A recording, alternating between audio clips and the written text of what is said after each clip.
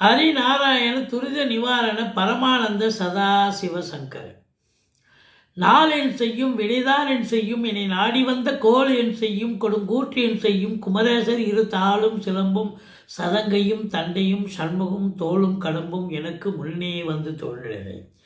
ஓம் அனுமந்தாய வித்மகே வாயு புத்திராய தீமகே தந்தனோ மாருதி பிரச்சோத்யா பட்டீஸ்வரம் ஸ்ரீ விஷ்ணு துர்க்கையே போற்றி. உலகெங்கிலும் வாழ்ந்து கொண்டிருக்கும் ஸ்ரீராம் ஆஸ்ட்ரோ யூடியூப் சேனல் நேயர்களுக்கு டாக்டர் சைதை ராஜாவின் அன்பான வணக்கங்கள். நாம் இப்பொழுது இந்த எபிசோடில் வார ராசி பலன்கள் அக்டோபர் 5ஆம் தேதி முதல் 11ஆம் தேதி வரைக்கும் உள்ளடக்கிய நாட்களுக்கு கிரகங்கள் ஒவ்வொரு ராசிக்கும் எப்பேற்பட்ட பலனை வழங்கப் போகிறது என்பதை பார்க்கலாம் வாங்க. அதற்கு முன் எங்களுடைய சேனலை பார்த்து கொண்டிருக்கும் அன்பர்கள் இதுவரைக்கும் சப்ஸ்கிரைப் செய்யாதவர்கள் சப்ஸ்கிரைப் செய்து கொள்ளும்படி கேட்டுக்கொள்கிறோம். ரைட் சைடில் சப்ஸ்கிரைப் இருக்கும், பெல் பட்டன் இருக்கும், ரெண்டுத்தையும் ப்ரெஸ் பண்ணிங்கன்னா அடுத்த நொடியே எங்களுடைய வீடியோ உங்களை நோக்கி வர துவங்கிவிடும். 8/10/2025 மிதுன ராசியில் இருக்கக்கூடிய குரு பகவான் அதிசாரம் பெற்று கடக ராசிக்கு வந்து சஞ்சாரம் செஞ்சு பலனை தரப்போகிறார். 6/10/2025 பௌர்ணமி திதி வருகிறதுங்க. மற்றபடி வாங்க ராசிக்குள் செல்லலாம். துலா ராசி அன்பர்களுக்கு வணக்கம். துலா ராசி காலபுருஷனுக்கு 7வது ராசி. சுக்கிர பகவான் ஆட்சி பெறும் வீடு. இப்பொழுது சுக்கிரன் 11ஆம் இடத்தில் 5 நாளும் 12ஆம் இடத்தில் நீச்சமான ஒரு நிலையில் 2 நாளும் இருக்கிறார். இருந்தாலும் புதன் ராசியில் இருப்பதால் பரிவர்த்தனை யோகம் ஆட்சி பெறுகிறார். அப்போ 11ஆம் இடத்தில் இருப்பது சிறப்பு. கடைசி 2 நாள் பரிவர்த்தனை யோகத்தில் ஆட்சி வருவது சிறப்பு. அப்போ துலா ராசி அன்பர்களுக்கு ராசிநாதனுடைய நிலை மிக மிக உன்னதமாக இருப்பதால் இந்த துலா ராசியில் பிறந்த அன்பர்களுக்கு இந்த வாரம் நினைச்சதை சாதிக்க முடியும், வெற்றி பெற முடியும். வெற்றி நிச்சயம் அப்படின்னு சொல்லலாம். எந்த ஒரு விஷயமாக இருந்தாலும் இதுவரைக்கும் இழுபறியில் இருந்திருக்கும், ஆனால் இப்போ சாதிக்கக்கூடிய ஒரு நேரம் வந்தாச்சு அப்படின்னு கண்டிப்பாக சொல்லலாம். இந்த துலா ராசியில் என்னென்ன நட்சத்திரங்கள் இருக்குது அப்படின்னு பார்த்தீங்கன்னா, சித்திரை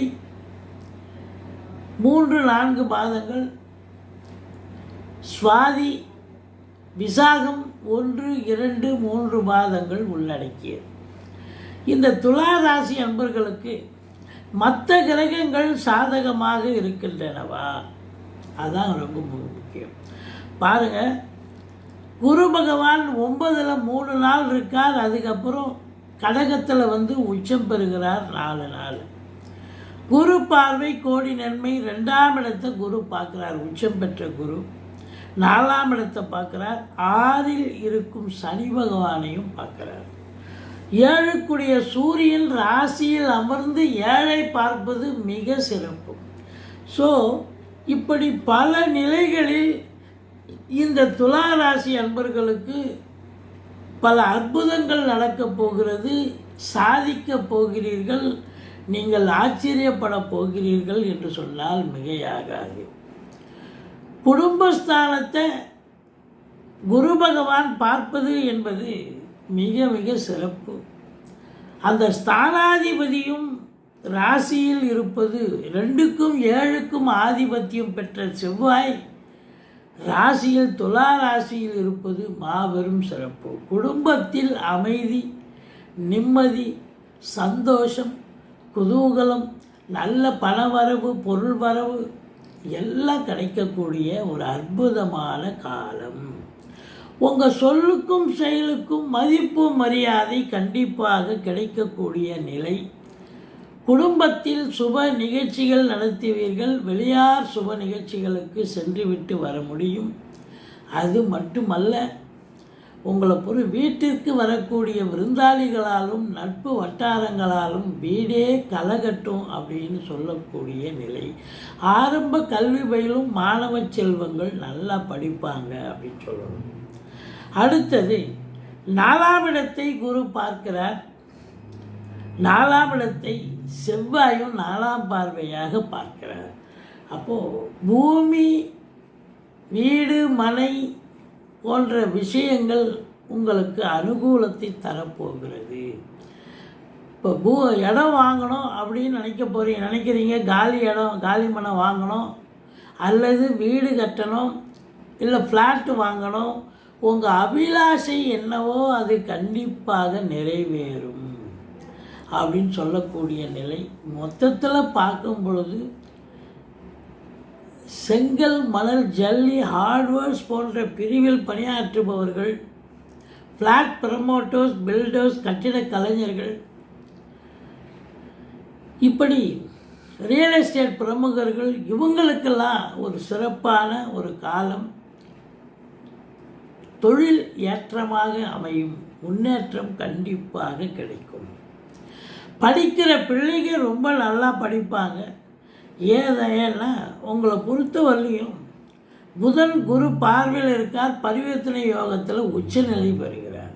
இப்போ கல்வி பயிலும் மாணவ செல்வங்கள் மிக உன்னதமாக படிக்கக்கூடிய ஒரு காலகட்டம். இதில் பாருங்கள், 5ல் ராகு இருக்குது, 3 நாள் மட்டுமே குரு பார்வையில் இருக்குது. அதுக்கப்புறம் குரு கடகத்துக்கு வந்ததுக்கப்புறம் குரு பார்வை கிடையாது ராகுவுக்கு. அப்போ என்னென்னா 5ல் இருக்கக்கூடிய ராகு நல்லதும் பண்ணுவார், கெடுதலும் பண்ணுவார். என்ன கெடுதல் பண்ணுவார்? பூர்வீகத்தில் ஏதாவது ஒரு பிரச்சனையை கொண்டு வருவார். பிள்ளைகளுக்கு இடர்பாடுகள் வரும், இன்னல்கள் வரும், எச்சரிக்கையாக இருந்து கொள்ள வேண்டும். அதே நேரத்தில் பார்த்திங்கன்னா உங்களுக்கு முதல் 3 நாள் தாங்க கொஞ்சம் திருப்திகரமாக இருக்கும் ராகுனுடைய செயல்பாடு. அதுக்கப்புறம் உங்களுக்கு அகென்ஸ்டாக தான் இருக்கும். மன உளைச்சல் ஏற்படும், ஏதோ ஒரு டெப்த்தாக ஃபீல் பண்ணக்கூடிய ஒரு நிலை இருக்கும்.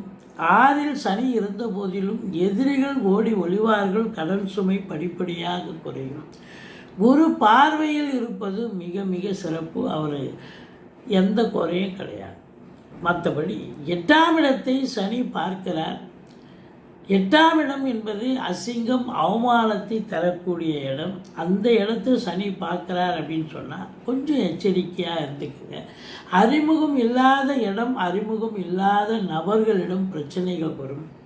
அது மட்டுமல்ல, செய்யும் தொழிலில் யாராவது பிரச்சனை பண்ணுவாங்க, உத்தியோகத்தில் யாராவது பிரச்சனை பண்ணணுன்னே வருவாங்க. அதனால் அசிங்கம், அவமானங்கள் ஏற்பட வாய்ப்புகள் இருக்கிறது.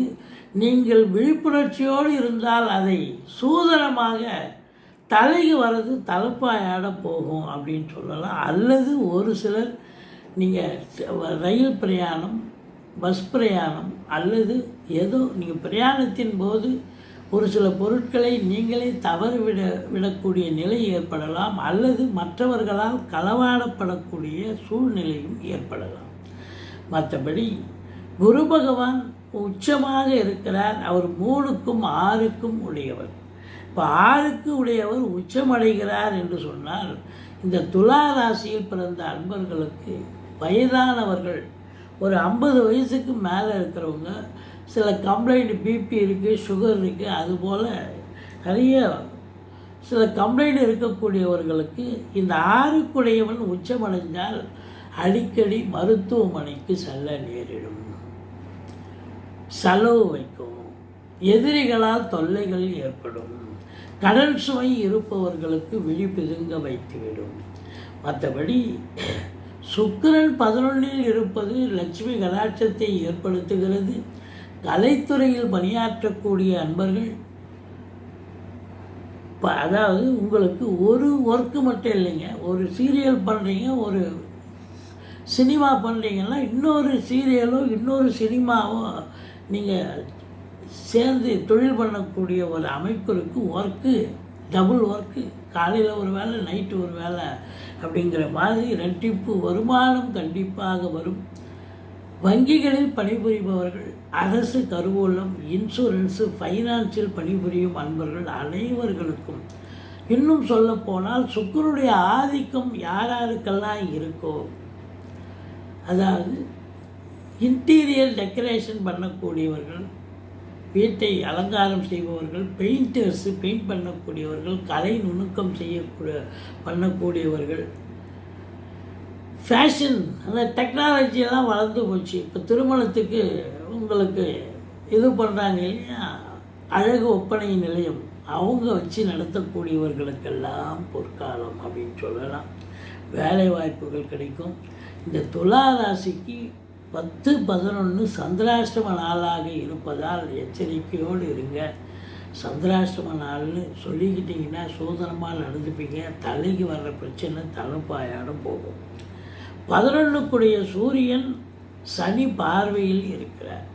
அதனால் தந்தைக்கு இடர்பாடுகள், தந்தை வழி சொந்தங்களால் பிரச்சனைகள் ஏற்படும். தந்தைக்கு தேக ஆரோக்கிய குறைவு ஏற்பட்டு மருத்துவ செலவுகள் வைக்கக்கூடிய ஒரு அமைப்பு இருக்குங்க. மற்றபடி அரசாங்கத்தில் உயர் பதவியில் இருக்கும் ஐஏஎஸ், ஐபிஎஸ், ஐஎஃப்எஸ் போன்ற பதவியில் இருக்கும் அன்பர்கள் மிக மிக எச்சரிக்கையோடு வேலை பார்க்கணும். உங்களுக்கு ஆகாதவன் எதாவது போட்டு கொடுத்து பிரச்சனை வரக்கூடிய நிலை.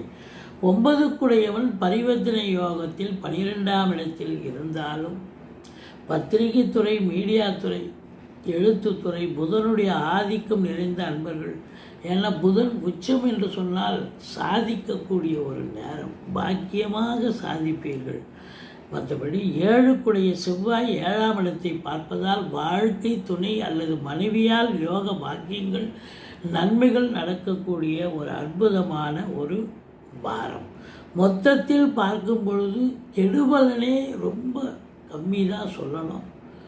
ஆனால் சூப்பராக நன்மைகள், நல்ல பலனையே கிரகங்கள் பாரி வழங்கக்கூடிய ஒரு நிலை. ராகு 5இல் தனித்த ராகு இருப்பதால் கடைசி 4 நாள் ராகு பகவானை வழிபாடு செய்து கொள்ளுங்கள். கொஞ்சம் எச்சரிக்கையாக இருந்துக்குங்க. வெளிநாடு போகிறவங்கெல்லாம் கொஞ்சம் ஜாக்கிரதையாக இருங்க. பிள்ளைகளுக்கு ஏதாவது இடர்பாடுகள் வரும். மற்றபடி ஆன்சைட் ஆப்பர்ச்சுனிட்டி கிடைக்கும், நீங்கள் நம்பி போகலாம். அவங்க தாஸ்தாவேஜிக்கலை சரிவர எடுத்து செல்லுங்கள். மற்றபடி குறை ஒன்றும் இல்லை. நீங்கள் வணங்க வேண்டிய தெய்வம் பட்டீஸ்வரம் ஸ்ரீ விஷ்ணு துர்க்கையை போற்றுங்கள். 11இல் இருக்கக்கூடிய கேது பகவானும் உங்களுக்கு நன்மையே செய்வார். மற்றபடி காலையில் எழுந்ததும் சூரிய நமஸ்காரம் பண்ணிக்கங்க. சூரியனை சனி பார்க்குறார்.